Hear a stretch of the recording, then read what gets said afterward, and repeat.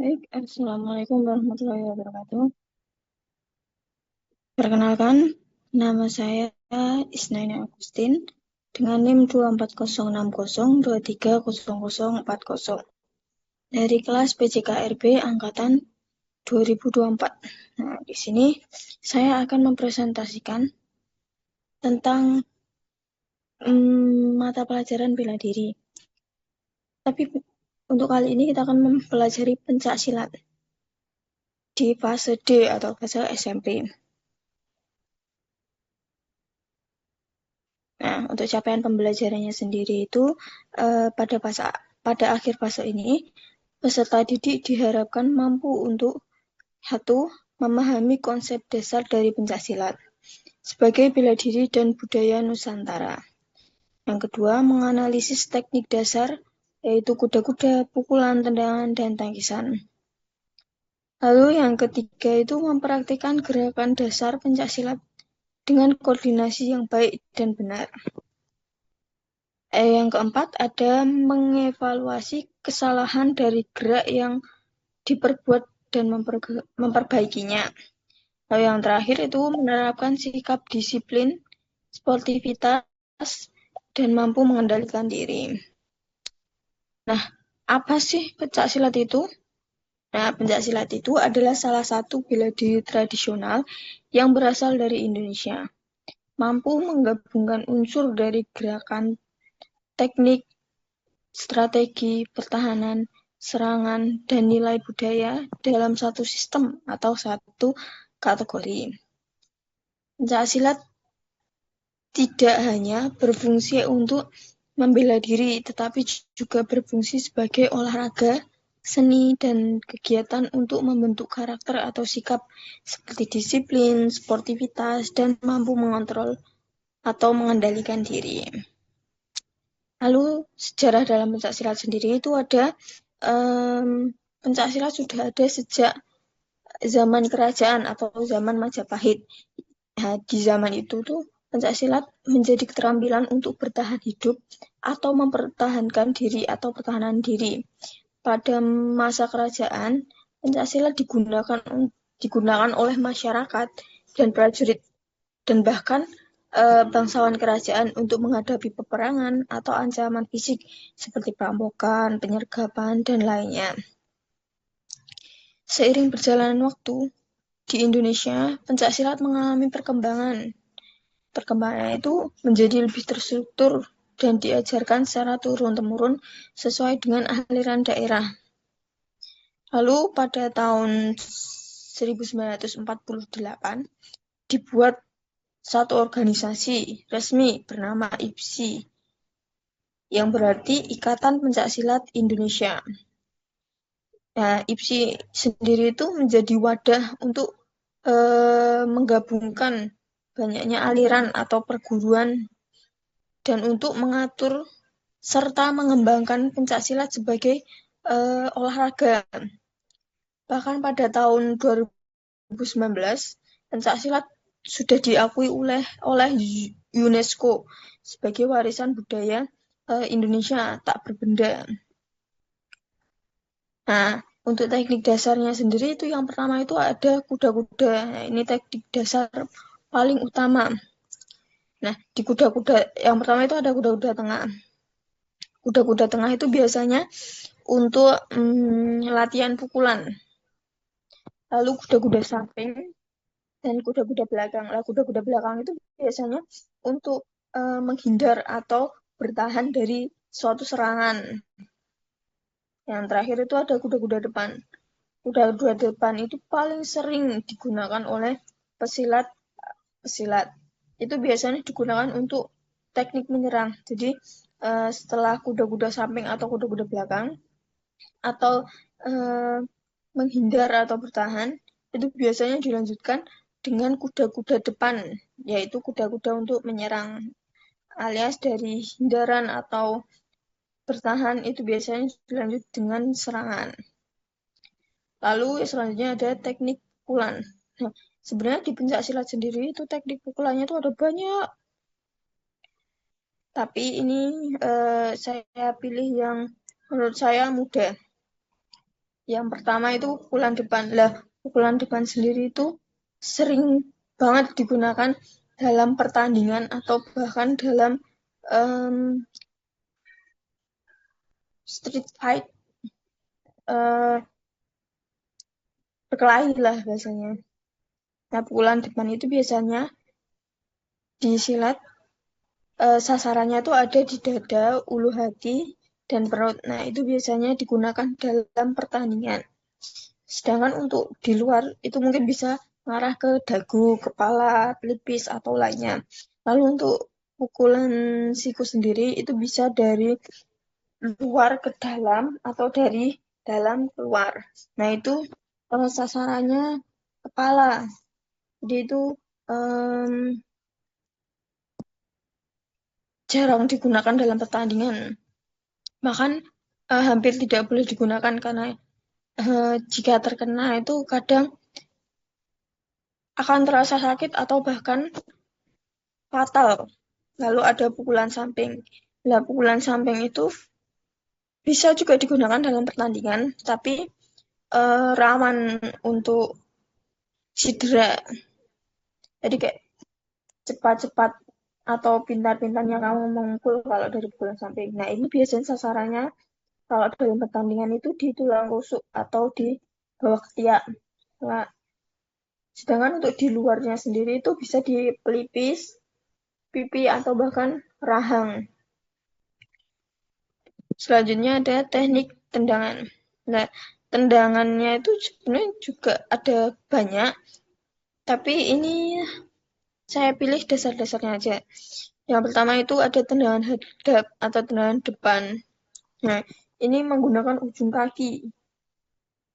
Nah, itu ini di gambar itu kenapa tangannya menutup? Nah, itu untuk jaga-jaga agar melindungi kemaluan kalian atau melindungi bagian tubuh kalian. Lalu selanjutnya ada tendangan T. Nah, ini uh, pakai ujung kaki ya.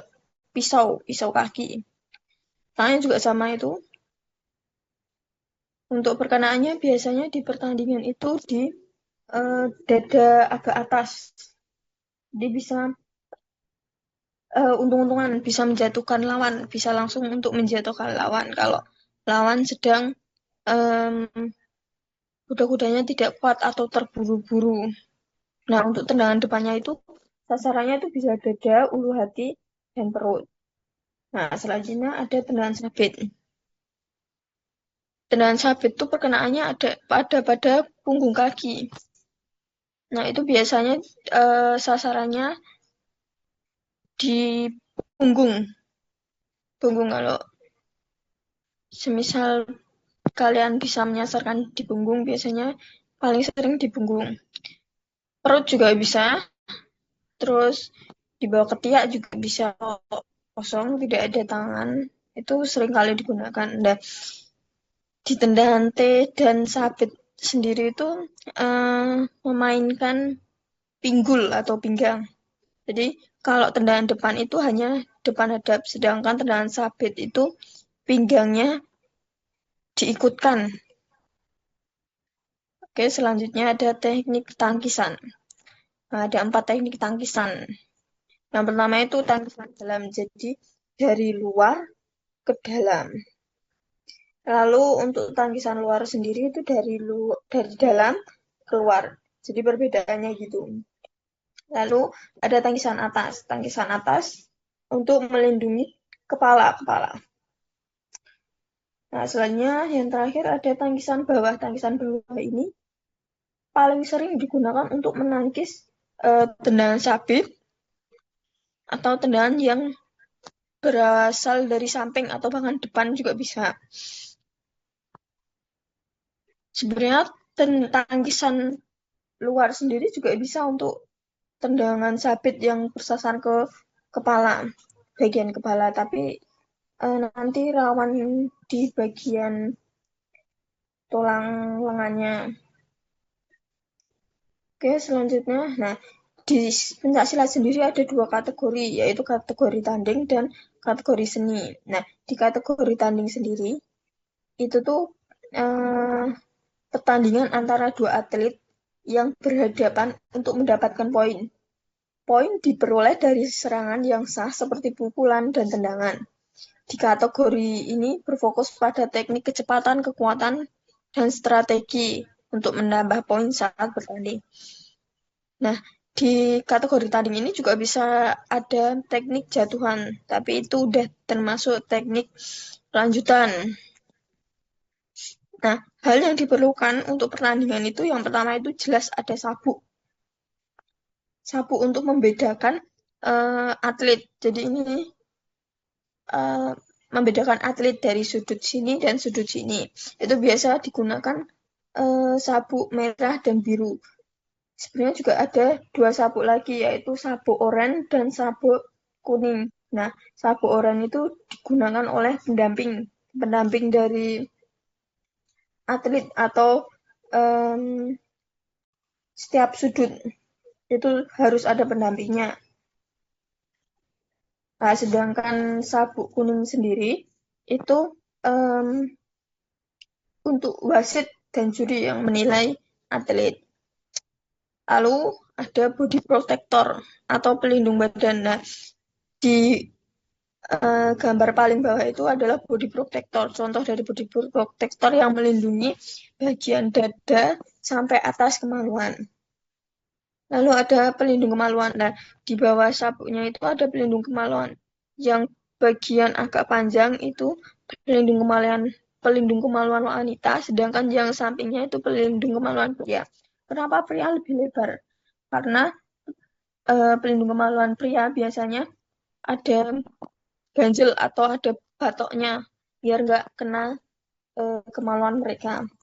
Terus selanjutnya ada pelindung tulang kering. Nah, ini wajib karena kadang tulang kering kita tuh terkena tendangan atau tendangan tanpa sadar. Jadi takutnya tulang kering kalian itu bisa patah. Karena itu juga rawan patah atau retak. Nah, di pelindung tulang kering sendiri itu ada juga pelindung tangan yang ada di daerah sini. Nah, itu tergantung kebiasaan atau keinginan mereka. Jadi kayak nggak wajib untuk pelindung tangan, sedangkan untuk pelindung tulang kering itu wajib. Nah, di gambar atas itu ada pertandingan laki-laki ya. Saya lupa itu siapa. Nah, di bawahnya itu ada yang wanita. Itu lawan Thailand dan Indonesia. Indonesia itu WW Dita ya. Selanjutnya, nah ini kategori seni TGR. TGR itu tunggal, ganda, dan regu. Nah, apa sih kategori seni itu? Nah, kategori seni itu adalah penampilan jurus yang mengutamakan keindahan dan ketepatan gerakan. Kategori seni ini berfokus pada kekuatan teknik, keyakinan, kekompakan, dan ketepatan waktu. Nah, terdiri dari TGR tadi. TGR itu tunggal, ganda, dan regu. Nah, di tunggal itu biasanya satu orang dengan jurus tunggal. Nah, jurus tunggal itu mencakup tangan kosong menggunakan senjata. Nah, senjatanya sendiri itu ada dua, yaitu golok dan tongkat atau toya. Nah, ini ada gambar yang paling bawah ini, bundar paling bawah. Nah, sedangkan ganda itu dua orang. Jadi kayak saling bertarung, ketepatan serangan. Nah, itu biasanya ada dua jenis. Yang pertama itu dalam satu sesi itu ada dua jenis, yaitu tangan kosong dan menggunakan senjata. Nah, menggunakan senjatanya itu biasanya bebas. Enggak bebas juga sesuai gerakan, tapi terkadang senjatanya itu berbeda. Entah itu menggunakan golok, tongkat, karambit, atau lainnya. Yang terakhir itu ada beregu yang dilakukan oleh 3 orang dengan jurus dan kekompakan. Jadi di bagian paling bawah ini, gambar paling bawah itu ada 3 orang. Nah, 3 orang nanti melakukan gerakan yang sama dan tepat. Nah, hal yang diperlukan untuk pertandingan seni. Nah, ini paling utama. Seragam silat lengkap, jelas. Nah, lalu selanjutnya ada sembong. Sembong itu digunakan untuk kategori tunggal dan ganda. Sedangkan untuk beregu sendiri itu menggunakan sabuk. Jadi beregu menggunakan sabuk tanpa menggunakan sembong, sedangkan tunggal dan ganda menggunakan sembong tanpa menggunakan sabuk. Selanjutnya ada senjata. Senjata golok, tongkat atau toya itu biasa digunakan untuk jurus tunggal. Ganda juga bisa. Lalu ada senjata lainnya seperti karambit, kipas, dan lainnya masih banyak. Nah, dalam seni sendiri itu jelas ekspresi juga dinilai. Jadi, biasanya menggunakan make-up-nya itu untuk menegaskan ekspresi kita. Nah, seperti yang di atas itu Puspa Arunsari. Nah, itu menggunakan make-up juga. Yang bawah itu uh, ber yang bawah itu, yang tengah itu ganda ya. Jadi yang paling atas tunggal, seni jurus tunggal, yang paling yang tengah ganda, nah yang paling bawah itu bergu. Selanjutnya, nah tujuan pencak silat. Tujuan paling inti dalam pencak silat itu bukan untuk menyerang atau untuk bergaya-gaya, tapi untuk menjaga diri dan sikap. Nah, dalam pencak silat tujuan utamanya adalah melindungi diri dari ancaman. Yang kedua, membentuk karakter disiplin dan karakter bertanggung jawab. Lalu yang ketiga itu melestarikan budaya bangsa.